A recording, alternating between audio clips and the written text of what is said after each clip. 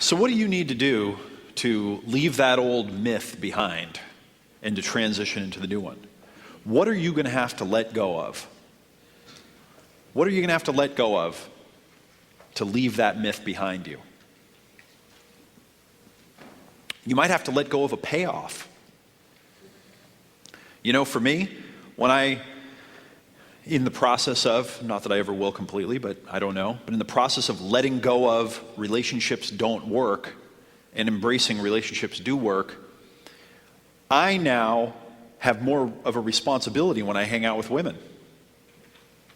Because I'm hanging out with higher quality women, and I'm realizing that they're really looking at me in a very different way from, when I just meet a woman who wants to have fun and who's dysfunctional and who, as soon as I look at her, she does and says a few things where I flip that little switch off and I go, well, I would never have a relationship with her anyway, so I'm just going to have fun and let her fantasize about whatever she wants to make of the thing. Right? I've got a higher level of responsibility when I'm with a woman that's really got her act together. I've also found that, if I go out on a date or I start dating a woman that is friends with my friends, it just holds me to a higher standard. It makes me be a better version of me because I know that people that I care about her. And I wouldn't want to do something that's irresponsible, so it makes me a better version of myself. Over the years, I've gone out with women I've had several girlfriends that were introduced by other people, a few of them, I guess, in my life. When I was younger, a couple of times it happened and it was like, oh, jackpot. And I wasn't thinking in kind of this way, but in more recent years when it's happened, if I'm not interested in the woman, if I'm like, I don't really think that this probably would go anywhere, I treat it differently. Like I treat her differently, and I want to learn more. I want to add more to her life. Again, it just, raises me up, forces me to become a little better version of who I am. So letting go of my old myth, I have to kind of let go of that. I'm going to be in control. I don't have to worry about it getting too serious. I can just have my fun and get on to the next person. Forces me to kind of go and become the next level of who I am. Remember the practice that I recommended to this gentleman? Set up the mirror with the affirmations and the 2 alarm clocks. So I have to get up and do this whole hassle thing and see myself and move it out of the way. So I'm up. Well, that's a little bit of a hassle, right? I've got to let go of the easy crash, do my old hit this snooze thing. That's the easy thing to fall into. Well, you got to let some things go to let that mythology go. And then next, what do you need to do to make the new myth that you want real come true in your life? What do you need to find in a woman to make that real? And how will you do it?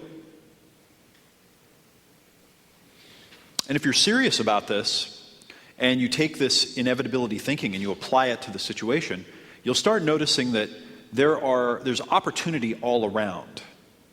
Okay, there's opportunity all around you.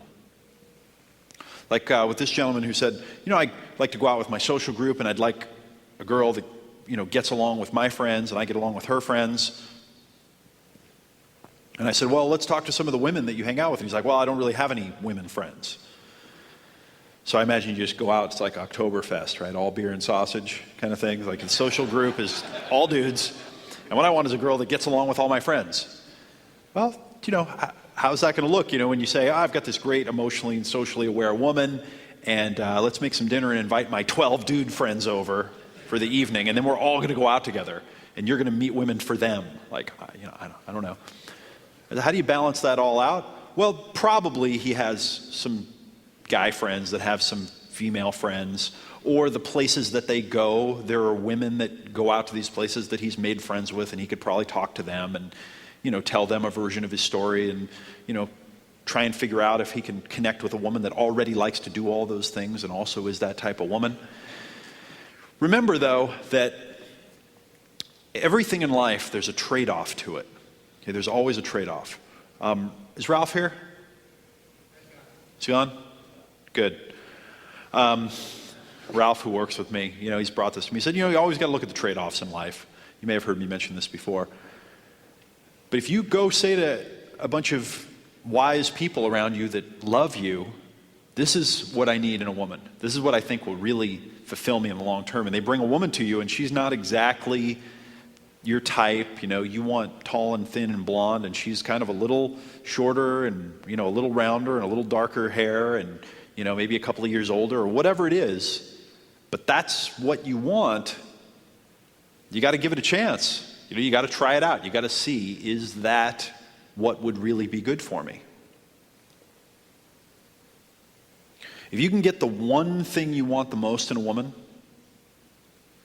and what I'm trying to do is get you to wake up to the idea that the thing you want the most is the thing that'll help you become the greatest version of yourself so that you can create the change that you want to see in the world, the vision that you can see, that's a spectacular gift. And that all of the other things are secondary in importance.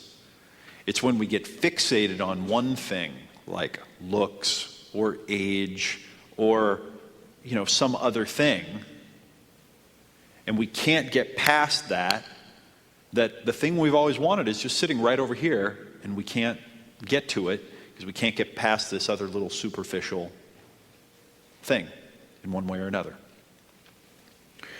My experience is also now, from what I've seen in my own life, that if you find the right woman, she finds you, and she can contribute to your life with her gift, and you can contribute to hers.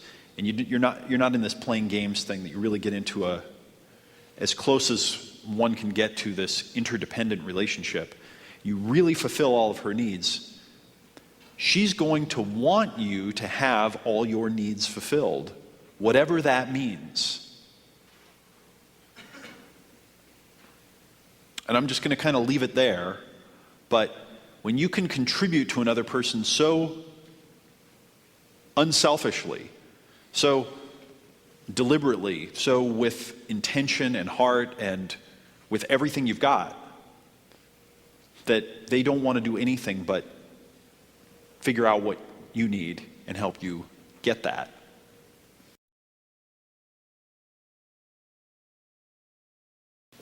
That part was a little bit heavy. So what did you get from that?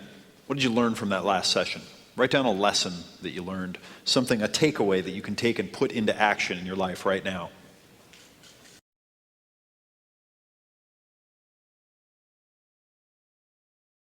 All right, turn to the person next to you and tell them what you learned. What was your takeaway?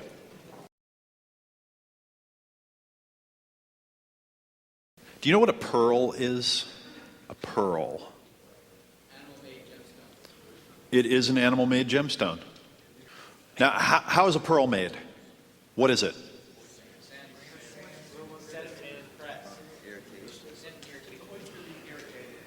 You're so proud of yourself for reading the screen and saying it out loud.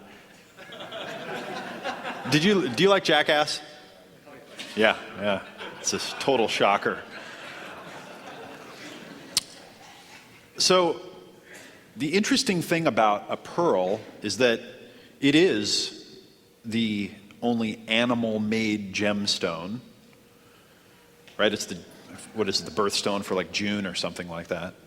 While all the others are made by the, earth over millions of years, this is made by a pearl over a very relatively short period of time, or made by an oyster over a short period of time. It starts out as a piece of sand inside of a few different species of oyster, and it irritates the oyster as it's developing. And so what the oyster does is it coats it with the material that it uses to coat the inside of its shell, which is very comfortable to the oyster. And it continues to coat the sand with layer after layer for its own comfort, and then it gets that material on it, and it just keeps coating it, and it makes this beautiful gemstone. And I think it's an amazing metaphor for us and our gifts as humans, because oftentimes our strengths, our greatest strengths, come from the irritants that we had when we were young. Right? Our greatest strengths come from the irritant that we had that got inside when we were young.